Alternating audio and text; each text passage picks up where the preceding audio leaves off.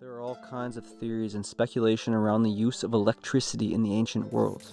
But in this video I want to look at the actual real ways ancient man interacted with electricity.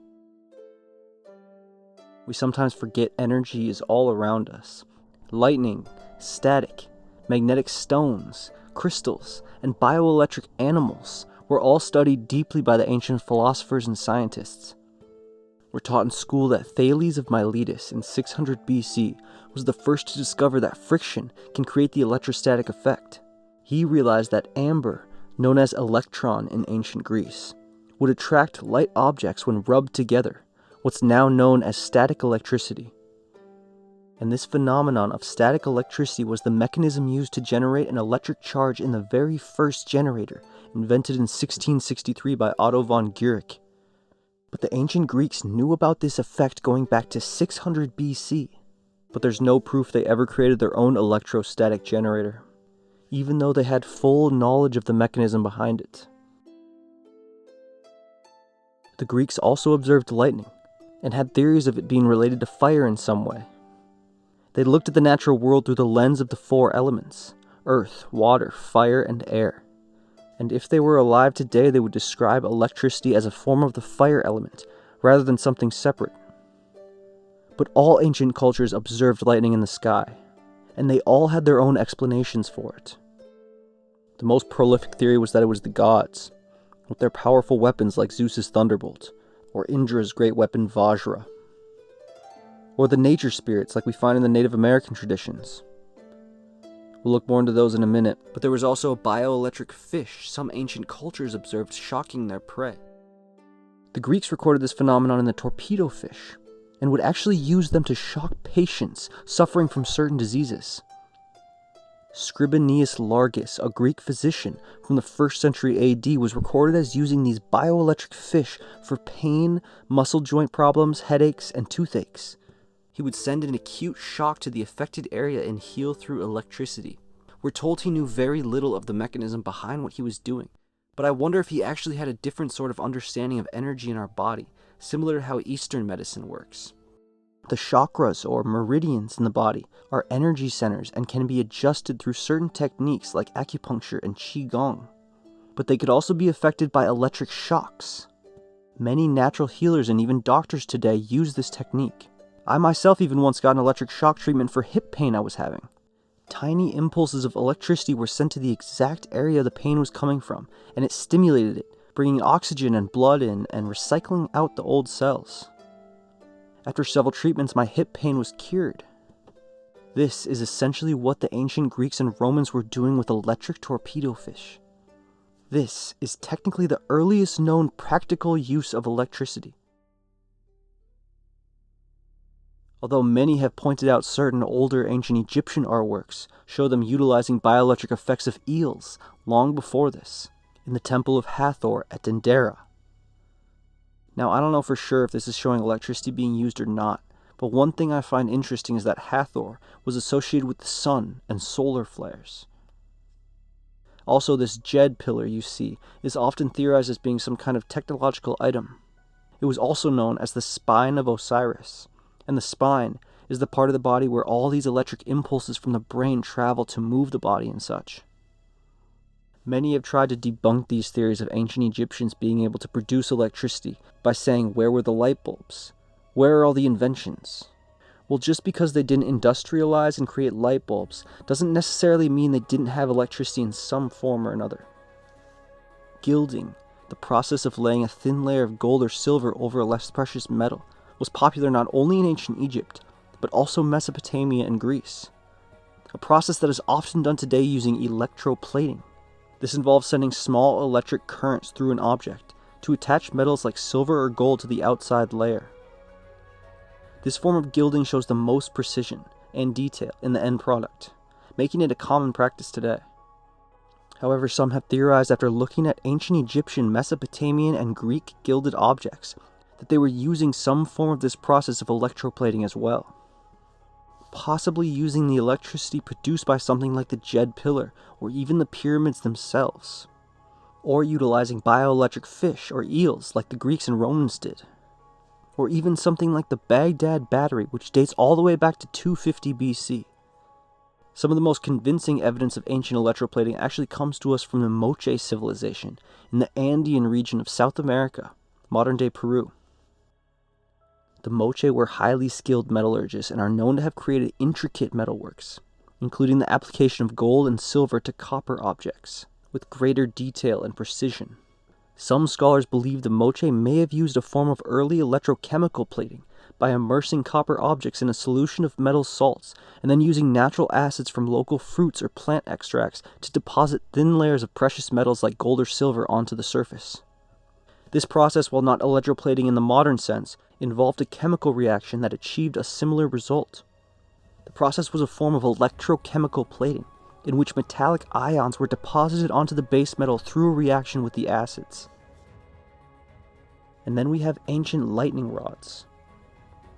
Now, the invention of the lightning rod wasn't said to be created until 1749 by Benjamin Franklin, after his experiment with the key and kite. It was a pretty simple design though. Basically, the rod was put at the highest point in the building, and the electricity produced when struck is redirected through conductive wires into the ground. But actually, a lot of ancient structures did this as well. Scholars will say it was all by accident, but there's no way these huge ancient monuments were accidentally grounded. The pyramids are one of the best examples, but a lot of really old cathedrals and churches with their tall steeples share this phenomenon as well. Much like other pyramids and obelisks, the Great Pyramid of Khufu is said to have once had a capstone, representing the Benben stone, the primordial mound. It's believed to have either been gold or electrum, a natural alloy of silver and gold similar to low-grade gold or white gold, all of which are extremely conductive. Lightning would have struck this capstone more often than anything else in the area. It probably did a lot to add to the specter and awe of the construction. But many have pointed out after studying the makeup of the Great Pyramid that the capstone may have been grounded. Just the actual shape of the pyramid worked to dissipate energy from something like a lightning strike back into the ground. But the materials used in the pyramid itself were great insulators of electricity, protecting the building further from cracks or damage from lightning. And then there have been pieces of copper and iron found in the pyramid, possibly having been involved in grounding the structure further. But let's back up a second. So these pyramids were perfectly shaped to dissipate electricity into the ground, and they were capped with a stone made of electrum that was extremely prone to lightning strikes and is extremely conductive. But where did this electrum stuff get its name? Scholars say its name comes from the substance we talked about earlier, electron, what we now call amber. And they say it's not because of its electrical properties, but purely based on the color. And I find that a bit ridiculous, to be honest. First off, the metal electrum is much lighter colored than amber. Pure gold or rose gold is more darker and amber looking, not electrum, which almost looks like white gold. Second, there's no way they named this metal that is extremely conductive of electricity after a substance that is the only known thing at the time to produce static electricity, just based on the color. No, it makes much more sense that they knew there was some sort of relationship between the static electricity produced by amber or electron and the conductive properties of the gold and silver alloy known as electrum. They could have simply rubbed the two pieces of amber together and then touched the gold and silver alloy to observe the reaction it creates, a large shock. Just like lightning hitting it on top of the pyramid. I think these ancient builders knew way more than we give them credit for. If they had not built the pyramid in this way, with a built-in lightning rod, then it would have been destroyed long ago. It's been speculated that a massive lightning strike once hit the Sphinx and damaged it severely, only to be renovated in the modern age. And then there's steeples. You've probably heard a lot of theories about these old buildings, but I don't want to speculate too much here today. However, there have been many instances where these buildings are said to be accidentally grounded to the earth. But perhaps this was no coincidence, and we're dealing with some kind of lost knowledge of masonry and construction that only disappeared a few hundred years ago, only to be rediscovered by Ben Franklin. It's actually a fairly obvious conclusion to come to when you think about it. Lightning is destroying anything you build with a metal steeple. What do? Connect the metal steeple to the ground, basically. This knowledge of lightning rods might actually go back further than we think. The early cathedrals and churches were said to originally have been based on Solomon's temple. The story goes that these master masons that built the Temple of Solomon preserved their knowledge through the ages, and eventually much of it became misunderstood or accidentally incorporated. But back around 957 BC in Israel, during the time of Solomon's reign, they had this advanced knowledge of building and lightning. King Solomon was the wisest man to live, after all. Perhaps he understood the phenomenon of electricity. There's also something called the piezoelectric effect that could have been utilized in ancient times. This one's a bit more speculative, but the theory goes that ancient megalithic monuments have the potential to produce small amounts of electricity through crystals. So the piezoelectric effect is something certain crystals can do, such as quartz. When the quartz is put under stress, struck, or weighed down on, it produces a charge. This is a well-observed and heavily documented occurrence. There's no speculation there. But many ancient megalithic monuments, such as those found in Europe from the Stone Age and the Bronze Age, or the giant stone spheres found in Costa Rica and all over the world, or the obelisks in ancient Egypt, are made up of tiny quartz crystals that are said to have the potential to produce electricity. The slight movement of these stones during events like earthquakes or storms would put the quartz under huge amounts of stress, producing electricity from the piezoelectric effect. If a person were to connect these ancient monuments with something like copper wire, they might be able to create an electric current and charge a small device or electroplate metal, at least during or after an earthquake. Perhaps they were simply trying to affect their environment by channeling electricity into the earth around them. People often forget that the crust of the earth can hold a charge. This is what can spark things like earthquakes to happen. A tremendous amount of energy from the sun is stored in the earth's crust, and some people even claim that putting these sorts of things like giant electric monuments in the earth improve the health of crops. Actually, it's been shown that sending an electrical current through copper wires in soil using a small generator has increased yields in crops. On Easter Island, many people have described unusual electromagnetic effects happening around the giant Moai statues. I recently watched a video from Funny Old World where Johanna visited Easter Island and said her camera batteries were quickly drained faster than she's ever seen while exploring around the statues. And scientists are aware of this, and several teams have done studies there attempting to figure out what's going on. If it's some kind of natural occurrence or magnetic anomaly, but no one has a conclusive answer. It's even advised that helicopters should not fly too close to the area for fear of electrical malfunction. Of course, the locals have known of this the whole time. They say the Moai statues produce mana, their word for spiritual or unseen energy. A word some equate to the chi in China, prana in India, or vril in the Germanic. Actually, if you research deeper into this, you'll find many ancient sites have unexplained or even supernatural occurrences happening all the time going back ages. But that will be a topic for a future video. So if you're ever caught time traveling and your return device is out of juice, you might want to head over to these sites and try connecting copper wire to these megaliths. Or you could appeal to the gods, because most often they were the ones who were said to have harnessed electricity. So of course we have Zeus, or Jupiter, in the Roman. We've all heard of him, with his lightning bolt that was crafted and gifted to him by the one-eyed Cyclops, after he freed them from Tartarus. With this lightning bolt he destroyed the Titans and became king of the gods. You've also heard of Thor and his hammer Mjolnir, with which he could control lightning. His hammer was crafted by the dwarves, and was said to be made of iron, even though it was the Bronze Age and no iron smelting was said to exist yet. His hammer is thought to have been made of celestial iron, iron that came from a meteorite, a form of iron extremely high in nickel, making it electrically conductive and heat conductive. In the Hindu, Indra receives his weapon of Vajra from the rishis or sages. We've talked about them in a past video, I'll link that below. Said to have been made of divine material. In the stories, Indra uses this sacred thunderbolt weapon to defeat the demon Vritra and bring order and balance back to the earth.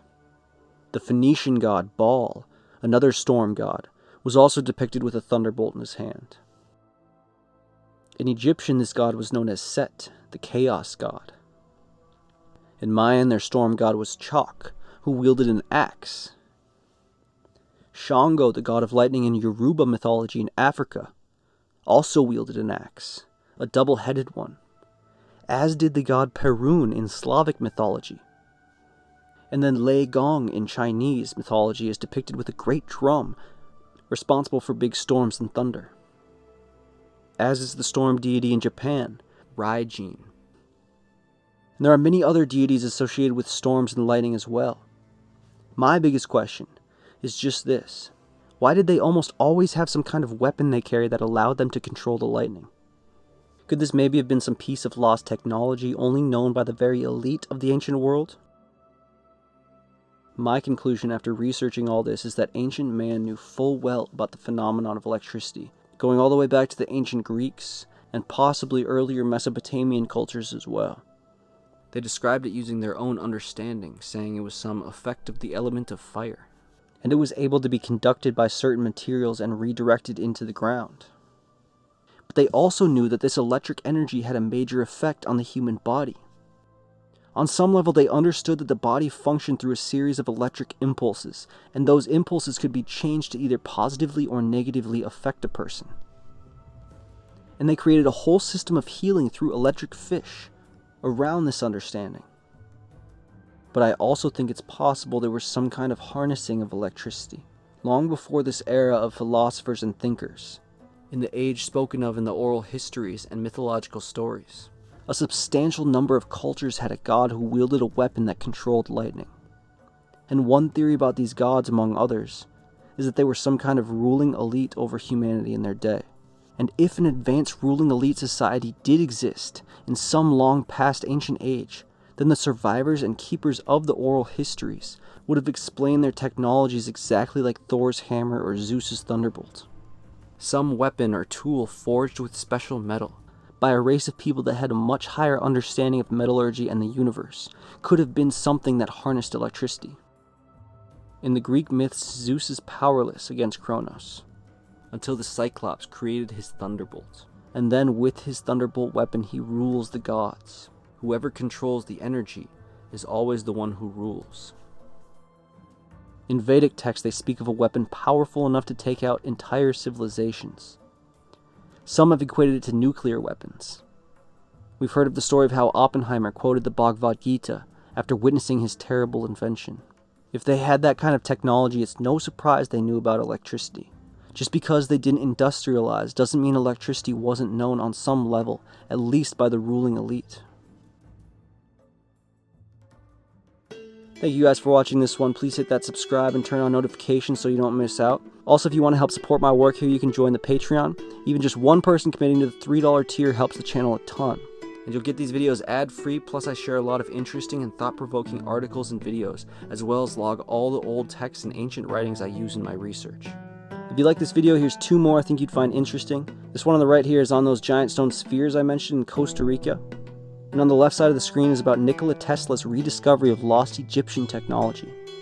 So go check those out. Thank you all for watching and supporting the channel. I'll see you in the next one.